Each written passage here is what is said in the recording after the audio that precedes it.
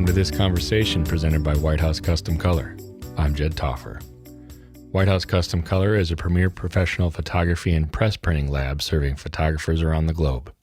Be sure to check us out at whcc.com. Zack Arias is an editorial, commercial, and corporate photographer based in Atlanta. I had the privilege of getting to sit and chat with Zack at the Portrait Masters Conference this past fall in Phoenix.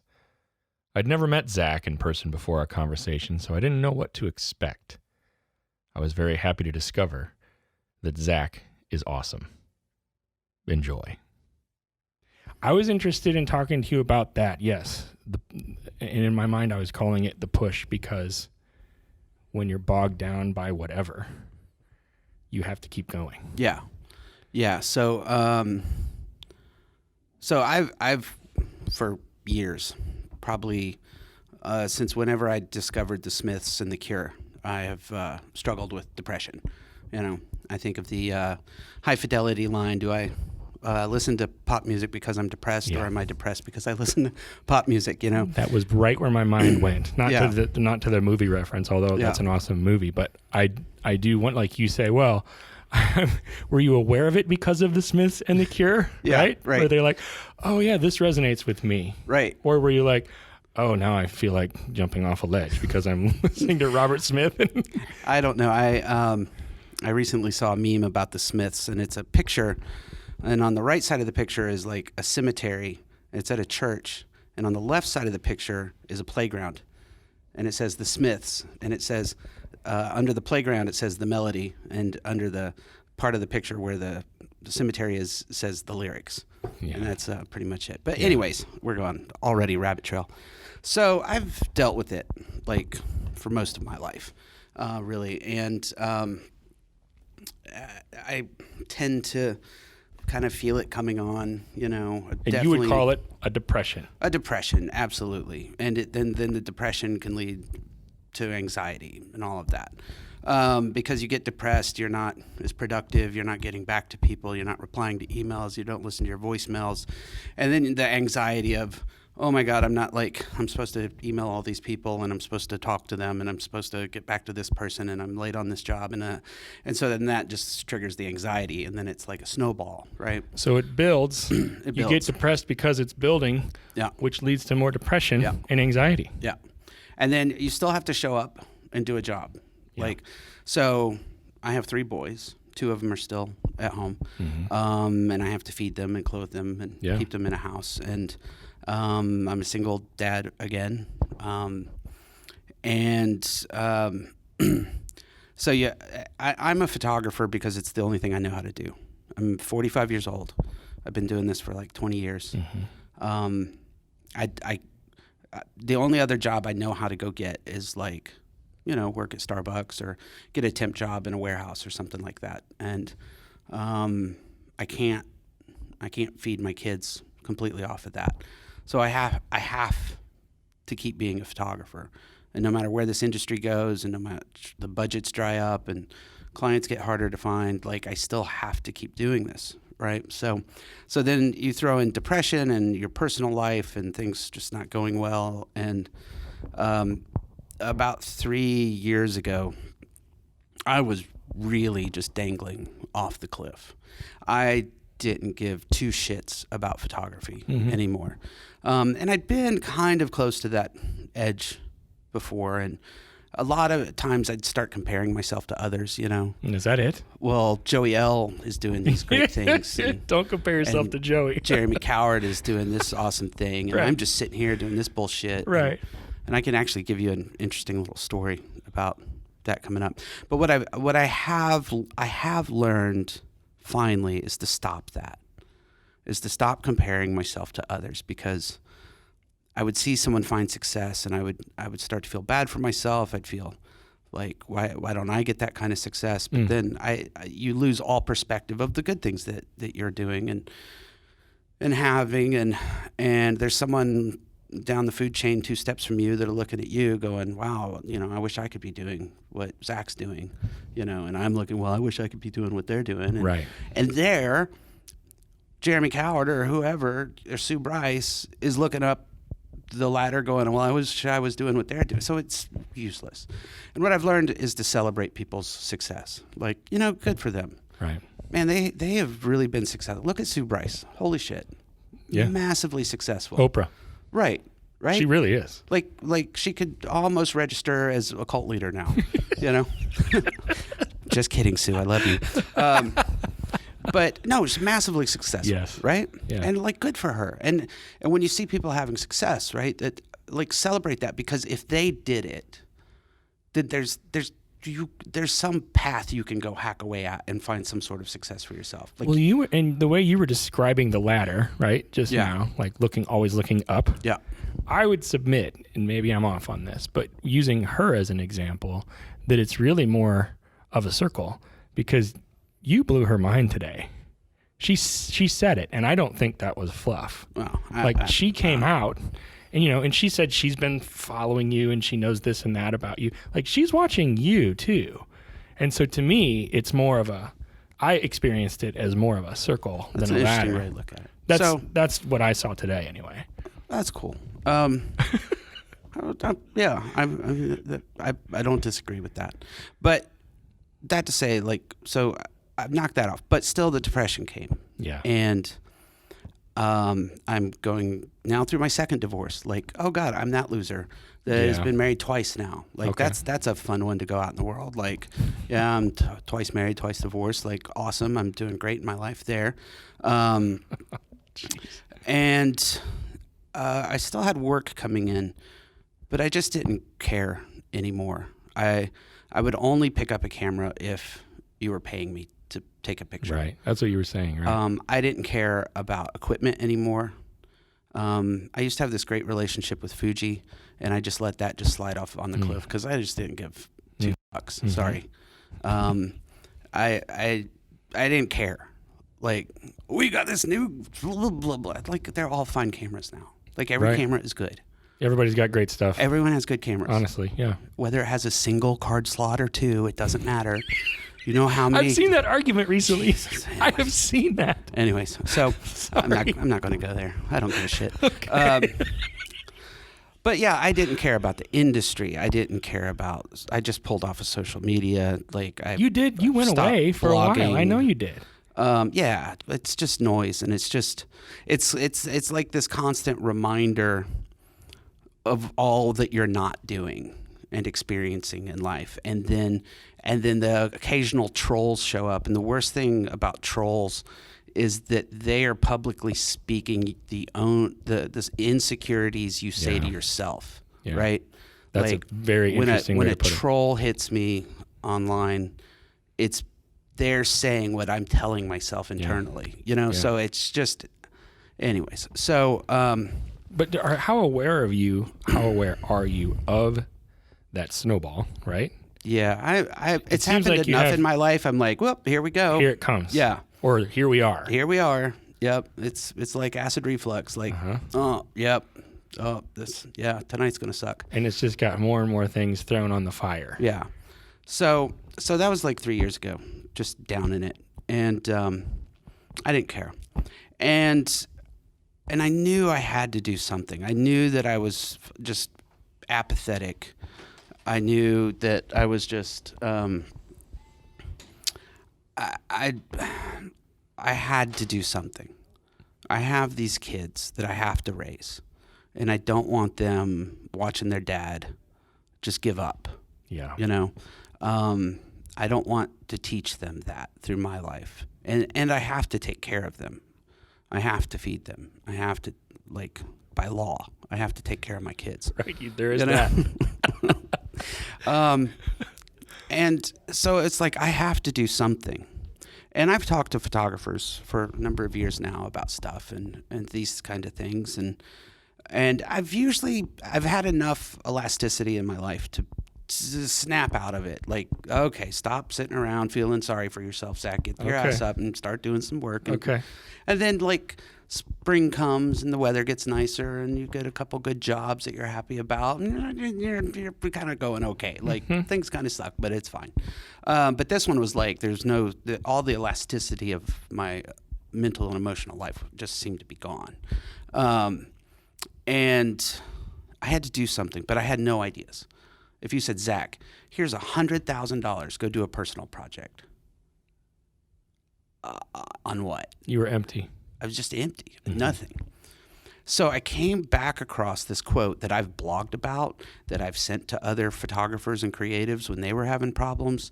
Like it was almost like a preacher who always preaches some passage, but then it has to get preached to them. Yeah. Right? Yeah. Kind of a thing. So I had been preaching from the good book of Chuck Close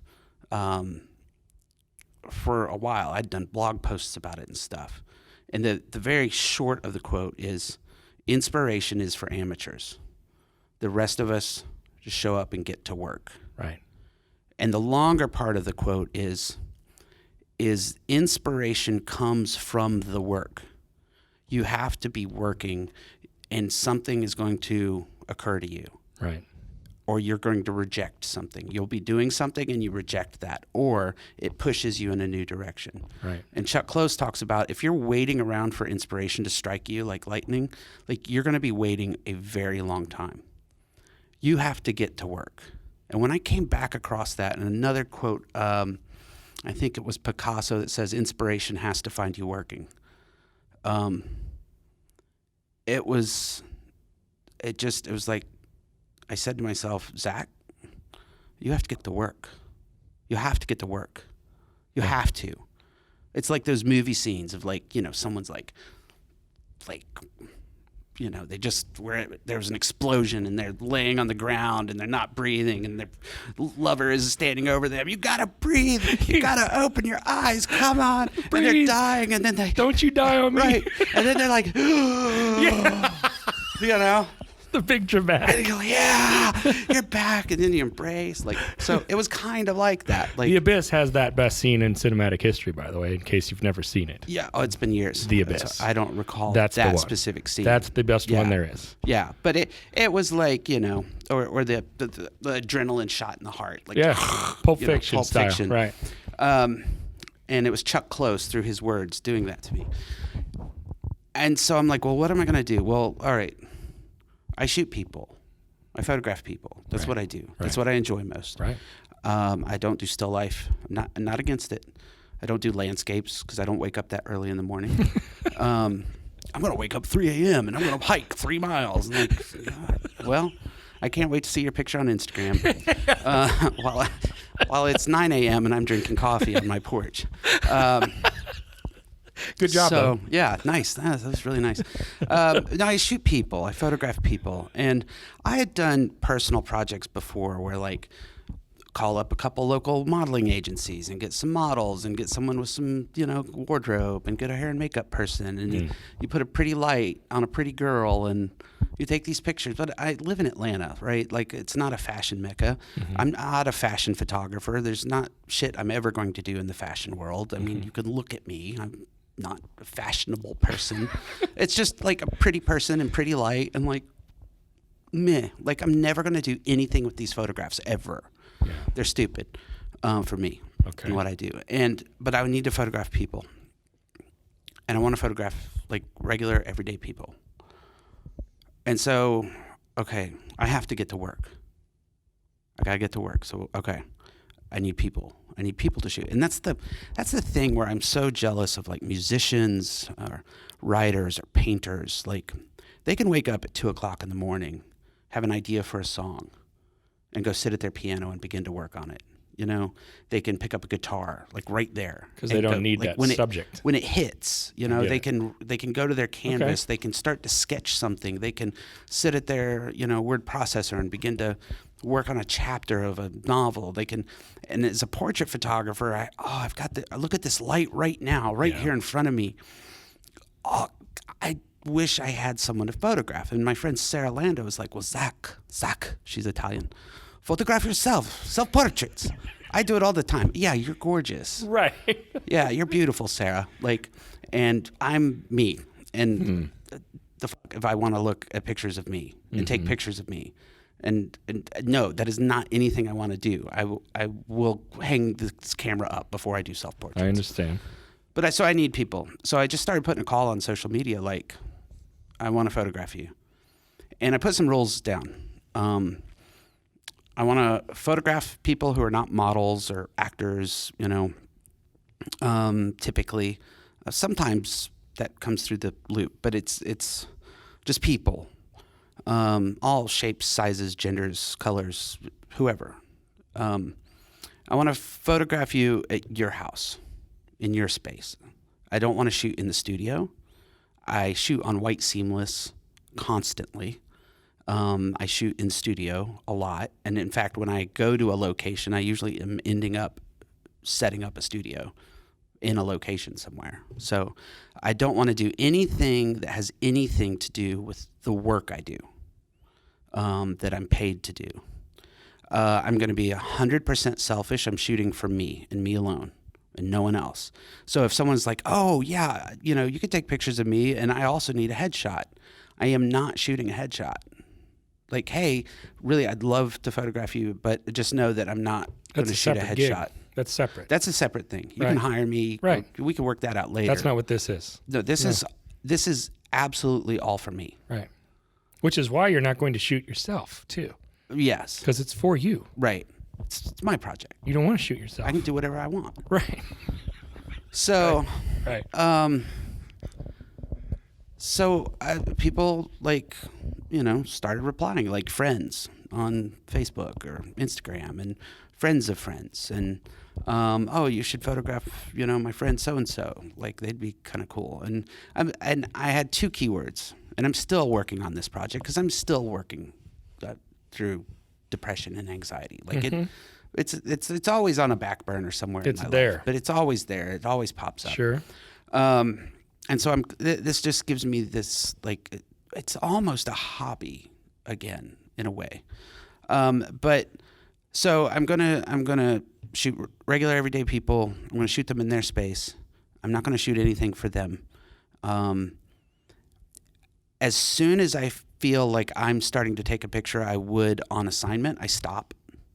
Oh, hold on. I can't shoot this. Okay. Like, I walk into someone's house, there's this chair in the corner, it's by this nice window light. Like, oh, if I was on assignment, I had to take a portrait, I'd put them in that chair, right in that light. Mm-hmm. Look at that. I don't even have to pop open a softbox, nothing. Like, wait, nope. That's the shot I'd always take. Here, sit at this table. No, I'd always sit someone at a table. Sit on the table. Sit under the table. Right. Let's move the table out of the room. I don't know. I go very slow because my commercial and editorial work is always really fast paced. So I just slow down. I will put someone into an environment. I'll say, let me have you just sit in this chair, stand here, or do something. And then I just look at them and I look at the environment and I walk around them almost like they're a mannequin. And I just study them. I stop. There's no one like saying, okay, you got 5 minutes. I got all the time I need. This is your thing. This is me. Yeah. And it's a little uncomfortable sometimes because I'm not used to like, here, let me just hang out there. And I tell people, listen, I'm trying to work through my shot. I don't want to take 500 million shots. Right. I want to focus. Right. Slow down. So are you doing it for a shot? Yeah, if I walk out of one of these portrait sessions with one picture, I'm good. But here's the great thing too, is I can walk out of these with no picture. Like, I really didn't get anything good that day. And I'm totally 100% okay with that because I'm at work. It was the process. I'm working. Right. Right? And you have the faith that the inspiration is going to come from that at some point? Yes. Yes, something will occur to you or you'll reject something. And like, you don't go to the gym, work out for 30 minutes, and then get pissed off because your body hasn't changed. Right? Well, I mean, yeah. You and me both, big boy. I mean, I'm not the one to talk about gym metaphors except for what not to do at a gym.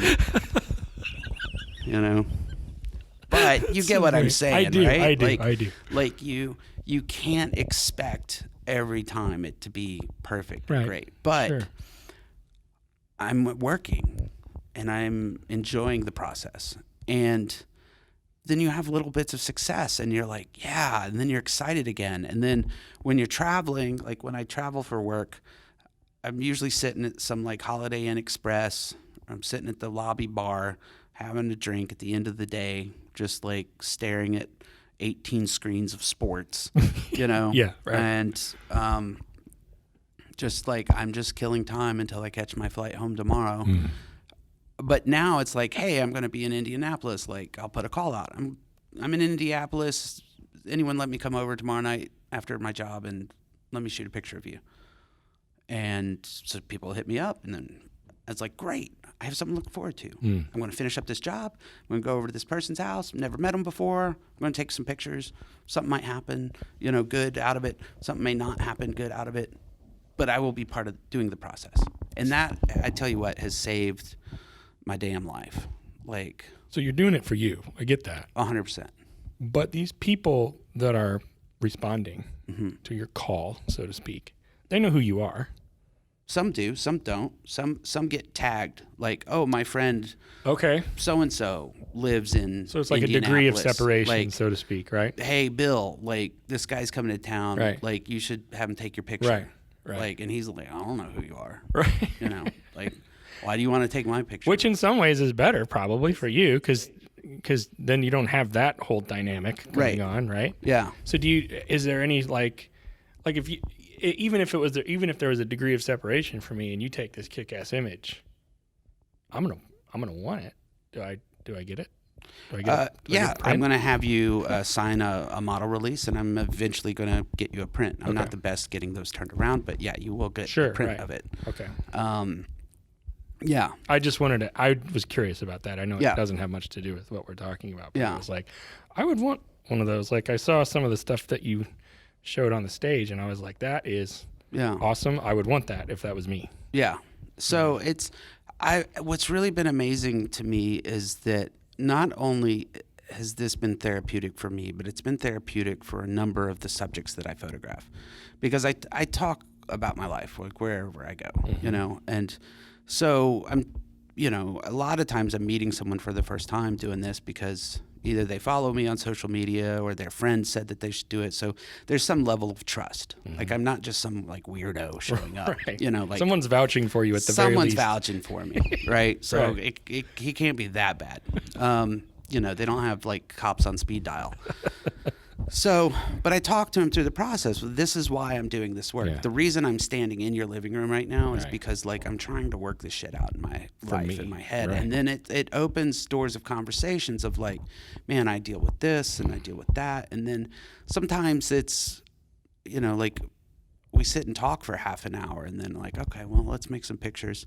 And I'll build off something they said. I have this one picture of a girl named Danny. And I kind of built a little bit the picture off of during our conversation and just talking about stuff is like she talked about how she has this fear of death, like death really scares her. And I'm like, bingo, we're gonna shoot some sort of like deathy picture of you. And it wasn't like, you know, I try not to be really super literal with this work. You didn't take her to the cemetery. No, God, no. You know, like, oh, let's go to the cemetery and you're going to lay on a headstone. Like, oh, Jesus, shoot me. Right. No, but it was, it was just, I'm going to, I raid people's closets. So like, let me come into your house. Don't clean up for me. Don't like do the dishes. I want to raid your closet. I want to look in every nook and cranny of your house. That you'll allow me to shoot, and all right, I want you to put this on. I want to shoot in this space. So, you know, and I'm going to make a picture here. It's super challenging, you know, and it works out great sometimes, and sometimes it's you know, whatever. But it's always a good experience, no matter what. So Danny in particular, she says something like, I'm afraid of death. Like you get to the point where this person says this to you. Yeah. Does that strike a chord because it resonates? I mean, somewhat. I mean, none of us are looking forward to death, right? Nobody's like, ooh, death. What's the old Dungeon family line? Everyone wants to go to heaven, but nobody wants to die. Right. You know? Yeah. And yeah, I mean, of course, like, none of us are, I mean, some days you're looking forward to it. Right. But you don't have to pay rent anymore. Right. Right? Right. No more rent. Yeah. I assume I'm not going to have any more. You don't have an inbox. Like flus or colds. Yeah. No more inbox. Inbox right. 0. Right. For all eternity. Yeah. Hopefully. So great. Hopefully. Yeah. That might be hell. Right. If there was an inbox, I would question. I'd be like, you wait die a and you second. end up inside of an email client. So you said okay. But yeah, so I ended up kind of she had this like blue pinstripe suit and I had this cool red couch. So I had her in this pinstripe suit and this couch, and I used this thing called the mag beam from Magnet Mod. Right. And it's got this little slit gobo, and so it's just this little slice of light on her, and I'm making the whole rest of the room dark, like everything's going dark, and she's just kind of looking up at the ceiling. She's just like lying there, almost as she would lie in a casket, you know, and not like hands crossed over her chest with holding a, you know, flower or anything. Just she's just kind of there, and then her face was getting a little shiny, and I asked her girlfriend, you know, hey, could you just come in and powder a bit? And I was still kind of getting my test shot done, and her girlfriend comes in and just with the powder kind of is powdering her forehead, and I take a test shot, and just that hand kind of coming out of the darkness, just kind of touching up the powder. I was like, that. Okay, all right. Reach back. Then I started directing it. Like that just happened. Completely organic. And now here's Danny, eyes open, kind of staring at the sky, right. You know. And it's just this little slice of light on her. You don't see the rest of the room, or you kind of get that idea that she's lying on a couch or something, but you don't see couch. And then this hand kind of coming out of the darkness, just touching up her makeup. And it looks like she's being prepared for a funeral, kind of. I didn't even. That's what it ends up looking like. Like she's being prepared. She's about to be rolled out to the, you know, memorial service. Yeah. That just kind of hit me because I wasn't there until you said it, and then I was really there. Yeah. Okay. So it's a podcast, so we have to describe the picture. The first third of that top third is all black. Right. Then it transitions. We could do a whole lighting workshop right now right? if we wanted to. So all of these, what's interesting, I try not to look the tiger in the eye, but what I'm ending up doing is shooting a series of self-portraits.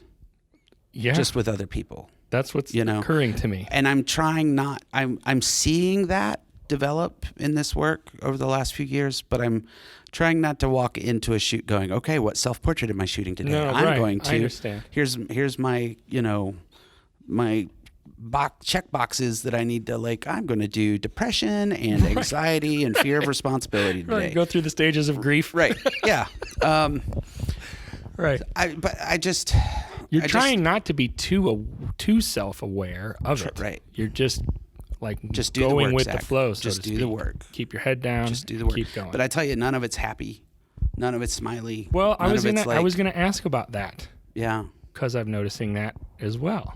Yeah, not a single bit of this personal work I'm doing. So where's your playground? Really, you have the cemetery. Where's your playground? Because I sense with you that there is one. It's outside of photography. What is it? It's my personal life, like time with my kids. I'm seeing someone now that's amazing. Wonderful. And and I've really taken up a love for cooking. Yes. So I love to cook, and I'm loving learning how to cook. So I love, like, calling up some friends, like, hey, y'all want to come over for dinner? Like, there's this recipe I want to try. Like, I spend too much time on Pinterest. True story. And I'm like, all right, I'm going to cook this thing up tonight. Like, I'm all about, like, pan sauces right now. So, like, whatever thing I can, like, cook up and brown in a pan and then make a sauce out of that, like, I'm all about that at the moment. I started planting herbs because I'm always buying, like, fresh herbs for some recipe, and I'm like, this is stupid when I can just stick some in dirt and it's right outside my door. So now I'm planting herbs. So, like, I have a lot of fun with cooking. Yeah. And I love people, like, coming over, and I love feeding them, and we sit and we have wine and talk. And in fact, I've been getting a little bit back into the workshop game this year. Mm-hmm. And I'm building workshops where, all right, we're going to go do this workshop today, and then we're going to end it up by this time, and then you're all coming to my house, and we're having dinner. Yeah. And we're going to sit down and have dinner and talk about photography, talk about life, talk about whatever. And it's awesome. I'm signing up. Like, it's great. Like, we go shoot all day, and then we sit back and we make a meal and we sit down together and we just talk, about whatever. Talk about anything. The day, talk about photography. People pull their laptops out and say, I'm trying to do this. And like, we talk about that. And it's really, really great. So that's where I find my fun stuff. But that you can have this like good things, like there are good things going on in my life, but there's still this like cloud of depression and anxiety. Like, professionally, this year has sucked. It's been one of my worst years on record. Just work dried up this year. Like this has been a tough year. Luckily, this fall is now filling up and I'm busy again. But it was like when you walk into your studio going, what can I sell today? Right. I can get another month out of these tires. Yeah, I can get another month out of these tires. Like, I can push this bill off another 30 and I'll get this one paid. And then like doing that, because the problem with my work is usually cash flow. I get hired for a job. We need you in LA next week. Right. It's a $1,200 airplane ticket. Right. In the professional world and especially established clients, like, Zach, you just get yourself to LA, we'll reimburse you for all your, so. Right. So there have been times that I have like $30,000 in expenses just laying out there in the world, waiting for it to come back to me. Right. But I still got to pay all my bills. Right. And it's going to come back. Right. And so I'm in that mode of where like, I got to check. I can pay up these bills, but I also have 2 airplane tickets I got to buy. You got to get, And if I wait another 2 weeks on those airplane tickets, that price is going to at least double. Yeah. So I got to buy that shit now. But that's putting my bills off again. Like, damn it. Like, and, I don't do credit cards because I do not have this discipline. Right. And I will max those out. Right. And I'm still in that same situation. Right. So that dance this year has sucked so much. But then at the end of the day, I can sit down, I can cook a nice meal, and my personal life is okay. Professional life is weird. And then there's just just raising kids and the franticness of it and You seem like you're really motivated by those boys. I am motivated by my boys so much. If I didn't have kids, I would weigh 350 pounds. I'd live in my mom's basement, and I'd play video games all day. Like, when my first son, Caleb, was born, it was like, oh my God. Like, life is now not about me anymore. Life is about this kid. And what do I want him growing up, him thinking about his dad? Like, I want to have a good relationship with him, and I'm trying to pursue what I want to do with my life that isn't quite like the typical, like my dad. My dad was a company man. Yeah. He worked for the phone company for 35 years, retired, and then went back as a contractor, for another 5, like company man. And those days kind of aren't around anymore. Right. That kind of mindset isn't around anymore. But why do you think you care? Like, your boys motivate you. Yeah. I can see it. I can sense it. They're the next generation. They're going to have kids maybe one day, and then I'm going to be dead and gone. But, like, who are they going to be as adults? Is going to be somewhat based on who their parents were as adults and the people around them were as adults. And that matters to you. It does matter to me a lot, I want them to pursue what they want to do. And, I have at least gotten it right with one of my kids. I may fail with the other 2, but I did it right with one of them. I'm so sorry. Because my son Caleb, who at 18 years old moved to Dubai. What? Yeah, so all right. It's a podcast. You can pause and come I'll back do to whatever it, right? I got to do. You keep going. Now, part 2 of the 2-part series mini drama with Zack Arias. Cue the storm clouds. Yeah, and it was a dark night in January. Okay, I'm going to tell you this story. We're gonna Seinfeld this back around to comparing yourself to others, and we'll kind of. I think. Is this the Joey Lawrence? Jeremy story? This is David Hobby's story. Okay, different story. So we're gonna bring this full circle, and we can end it up. Okay. Here. I still do want to hear that other story though too. I'm gonna bring it full circle. Oh, here we go. Fantastic. Here we go. So, let's go back 13-ish years from now. I don't know specifically, but maybe 13 or so years ago. Going through yet another one of my dark little cycles in life. And I get this email from a dude named David Hobby, right? He's like, hey man, I came across your website, and it seems like that we're of similar philosophy about lighting and stuff. I just started this blog called Strobist. And I'm getting like 2,000 hits a month. Like, it's doing kind of like, that's pretty cool, right?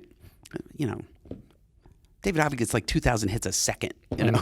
I know. Now, so he's like, hey, if you'd ever like to write a blog post or something, like, I'd love to put it on my blog. And I'm like, nah, man, thanks. Like, yeah, I checked out your blog. It's pretty cool. We definitely have the same philosophy about this all. Right. If I come up with an idea about something, like, cool, I'll send it your way, whatever. But I was kind of in that funk period, and I'm like, I'm not going to do a blog. Like, what am I? Right. What am I going to talk about? Whatever. And he's already doing a great job. Like, all his content is great. Right. Like, I don't got anything better than him. But it was a really nice guy. And so we every now and then we'd kind of email back and forth. We started following each other on socials, and we'd kind of have little online conversations. Never met him. And I go into my studio one day, and I'm in a particularly dark, kind of funky day. And I'm wasting time online, like you do. And I'm going through my little tabs of like blogs I follow, and I'm like, oh, what's David Hobby up to? Let me go hit that up. I go to Strobist, and he's got this post, like, Gulf Photo Plus. He's like, I'm spending a week in Dubai with Joe McNally and this person and that person, the other. I'm out here teaching lighting, and Dubai had been on my, like, oh man, I want to go to that place, like a top 10 list of places I want to see in the world. Yeah. I didn't even have a passport. All right. This is 10 years ago. We're now at 10 years ago. And I sit there and I read this blog post and see these pictures that he's posting from Dubai and these people that he's hanging out with. And I just immediately deflated. Like, I was really on the verge of just tears, crying. Because here I was in Atlanta, busting my ass, trying to make it in this industry, trying to make it as a photographer, trying to get some traction. And I'm just shooting local bands, local artists, and I'd done a couple of workshops that just sort of organically happened, and that was cool. But like, I'm not trying to be like this big workshop guy, but like, here's David Hobby a couple years back. I got this little blog, and now he's traveling the world. Right. Like, he's in Dubai. Yeah. Like, chilling with Joe McNally. Yeah. At this rooftop bar.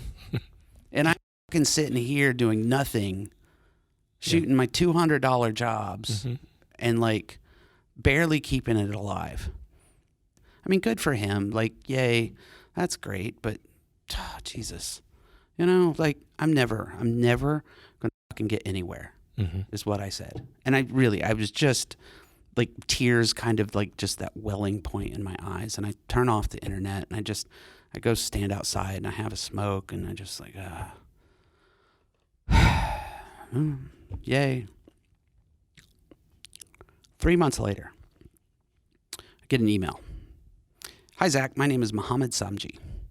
I run Gulf Photo Plus. It's an annual photography conference, and da-da-da-da-da-da. This year we had Joe McNally, so-and-so, and blah, blah, blah, Bobby Lane, and David Hobby. And in talking with David Hobby, I said, I need more instructors on lighting. And you were the first name out of his mouth. Yeah. and we'd like to invite you to Dubai to teach. Yeah, dude.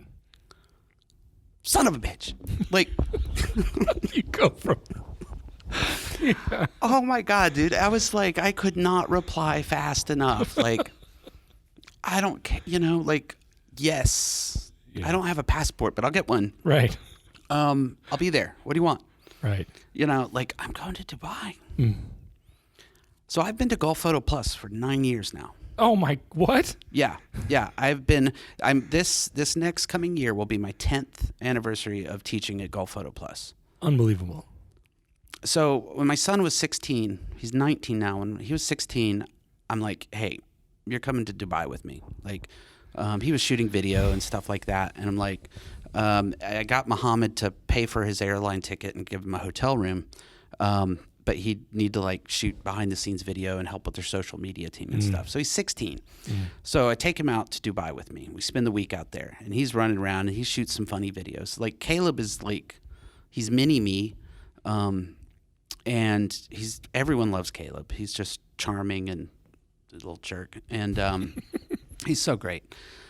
And so we did that. And then not this last Gulf Photo Plus, but the one previous.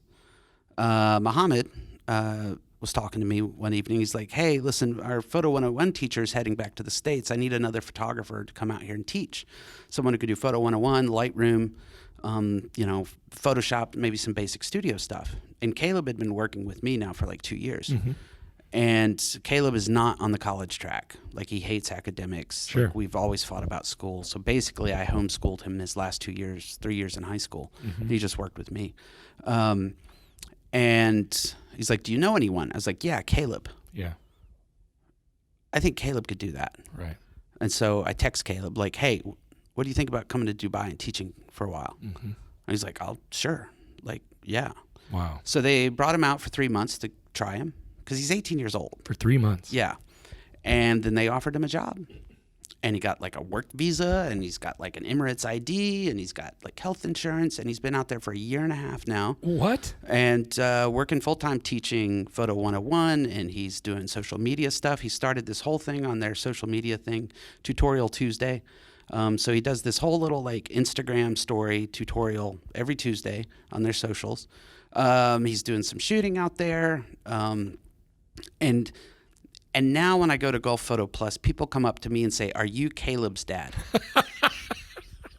Yeah, I'm Caleb's dad. My God. Now I get the emotion. Yeah. There it is. Yeah. I'm Caleb's dad in Dubai. That's awesome. So me feeling so sorry for myself reading David Hobby's blog post 10 years ago to my son now lives there. So when you asked how important is it that my boys, like I can look at that and like he had the courage. It was scary. It was scary for me to send him on the other side of the world. It was scary for him to go out there with no friends, no connections, no social, anything. And he's done it. He's made it. And just so immensely proud of him. And he's pursuing what he wants to pursue. And I've got 2 more in the wings now, 9-year-old and a 13-year-old. I got to do it 2 more times. And then I can do something with my life. It sounds to me like you are. Like I am. You're I am. a good dad, man. I don't know. I just met you today, but you are a good dad. But I'm still an idiot. Like I still messed up. Sure, we all are. I'm a good dad too, but I'm the king idiot of the world. I tell my kids all the time, constantly, that the first counseling session's on me. I will pay for it because they're gonna need it. Because you're gonna, have issues because of your father, because of whatever. But I know, I get it. We all do. So, no, but my kids, I love my kids, and they love me back. And like Caleb and I, like sometimes, like the problem in our relationship was we were too much friends, and it was hard to be dad. And he'd look at me like, okay, you're trying to be dad right now. All right, I'll let you be dad. Right. This whole past. Right.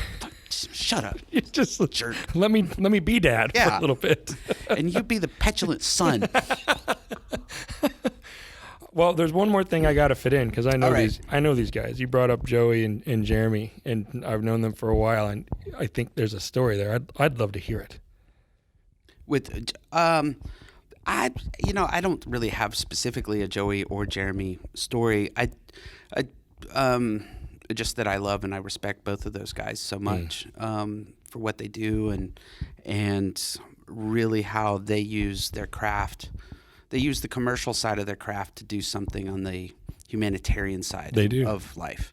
Yeah. You know, I mean, Joey is half punk ass kid and half like deep, brilliant, amazing, very thoughtful human. Yeah.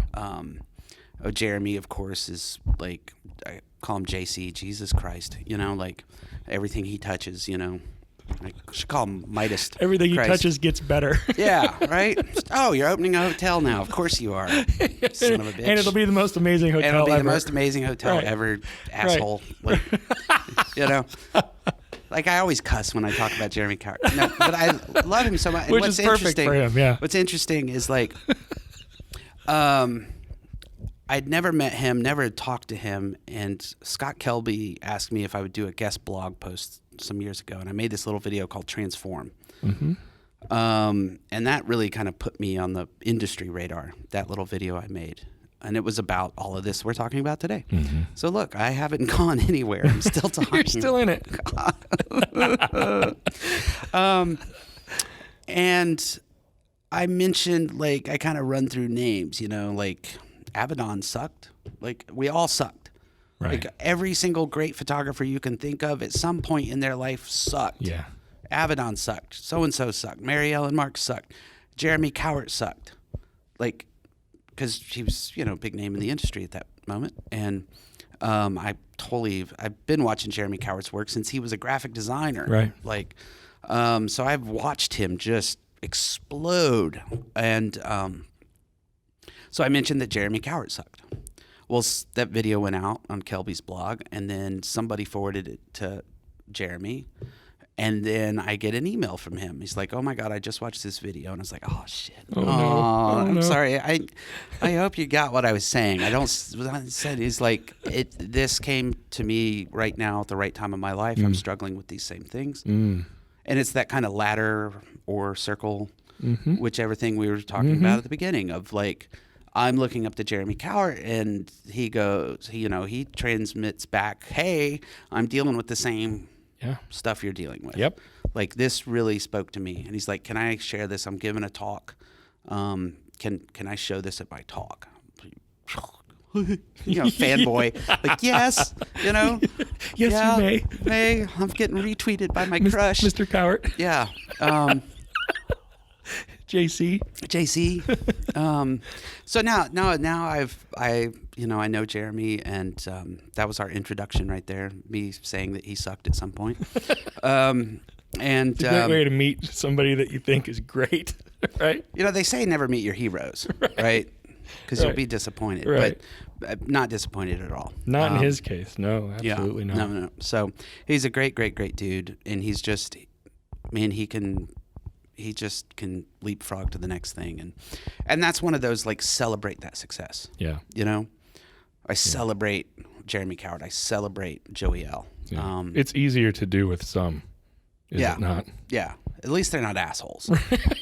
Right. Because there are a few. Yeah, believe it or not. There are a couple out there that, whatever. I don't care what they do. Like, I know they're an asshole, and they're just not a decent person. Like, you don't... No.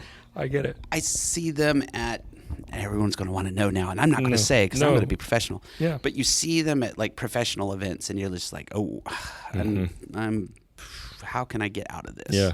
Right. No, I get it. Or I'm about to get cornered. Right. Yeah. And nobody's surprised. But you know what? Luckily, what I'm so glad is that that's the exception to the rule. Absolutely.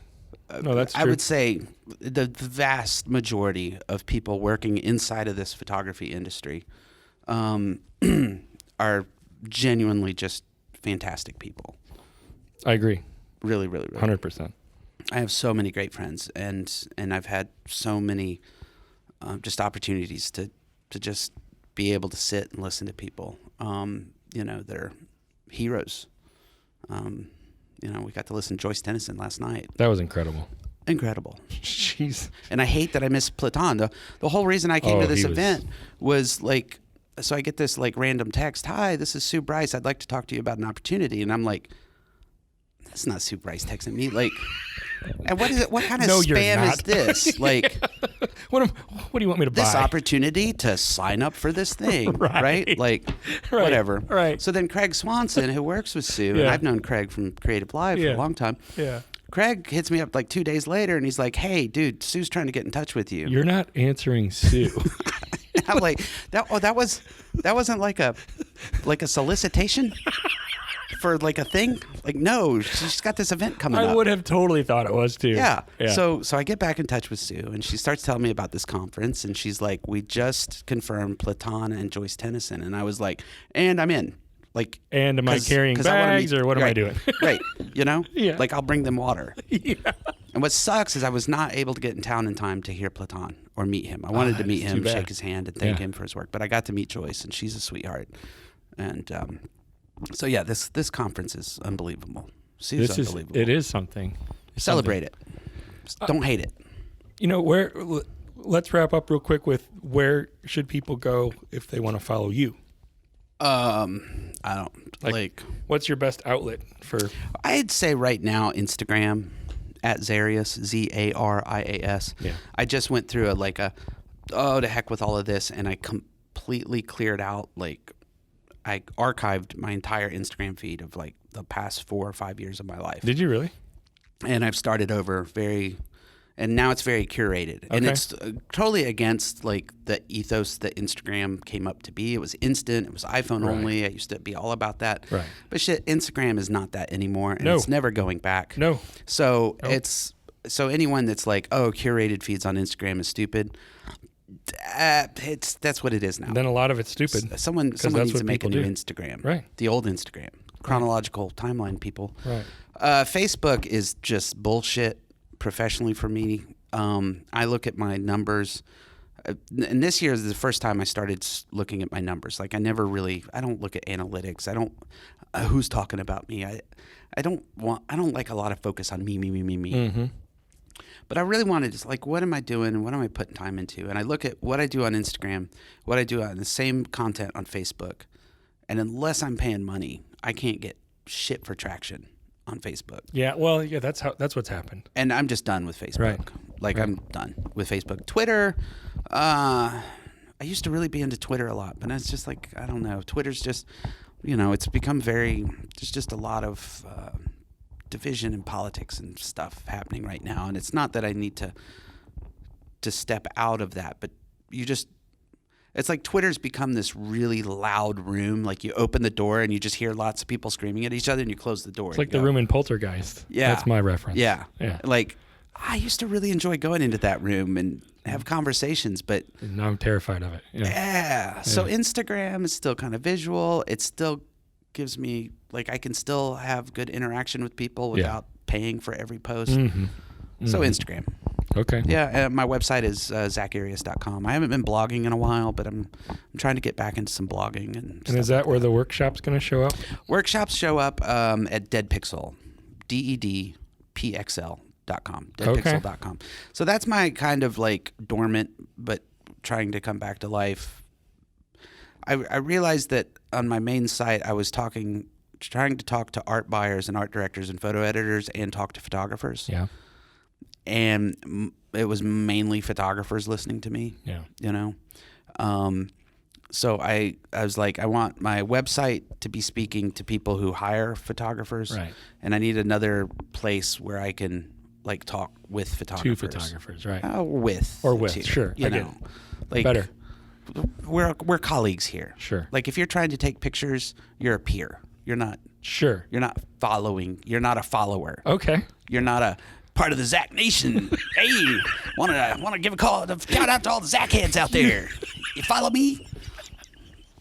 Like, no, I'm just a dude taking pictures. That was pretty good, though. If I can help you out and figure out how to use a softbox, let me do that for you. Hey, let me ask. I got this spurred another question, because when you you showed a few things today on stage, right? You have this big audience, a captive audience, right? Yeah. And you did like 2 or 3, it happened several different times, but 2 or 3 times in particular really rang out to me when you hear this, oh. Yeah. Right? And for you, was it like, all right, I'm doing my job? Like, it was really encouraging, I imagine, right? Yes. But at the same time, aren't you thinking, like, this is something you guys should know? Right? No, because like you don't know this thing until someone shows you and teaches it to you. Regardless, right? Right? Like whatever it is, like goes back to the Jeremy Cowart sucked. Do you know how many YouTube videos I have watched on how to properly brown meat in a pan? Okay. Because I see this Pinterest recipe and they're like, brown your chicken, blah, blah, blah, blah, blah, 3 minutes each side. Like, okay, brown it. And then my shit comes out like this, like light beige. And it's in there for 12 minutes. And it's supposed to be there for 3. And theirs has got this like, oh, I'm trying to do the seared steak right now in a cast iron, right? Okay. I'm trying to get that down. Yeah. And those Pinterest photos, man, like, and the videos, I watch the videos too, so they're not retouched.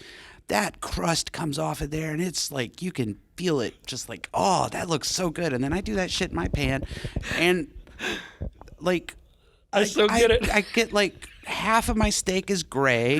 And half of it's black, you know, and then there's this one little strip of like nice, crusty, caramelized looking brown to it. And I'm like, son of a bitch. So if you walked into my kitchen today and you know how to like, dude, I know how to sear a steak. Watch this. Mm-hmm. And you were like, this is what you do. This is, look, prep it, do this, get it to this temperature. When you see that oil doing this, watch this. Bam. Oh. Yeah, the light bulb. Oh, damn. Right. Oh. Mm-hmm. See, Zach, you weren't, you know, you weren't patting your meat dry enough, or you weren't doing that, or your pan wasn't hot enough, or you weren't, whatever, right? Mm-hmm. So today, when I get oohs and ahs, like I love that, like just in a performance aspect. Yeah, like there's that too. David Blaine moment, like whoa, right.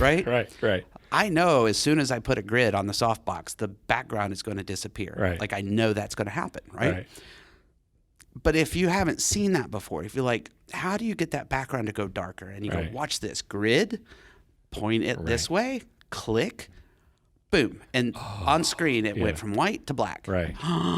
Yeah. There it is. And you didn't do anything else. Right. So no, I don't, I want photographers to know how this stuff works. And that's why we teach. Right. You know, but we all started somewhere. Right.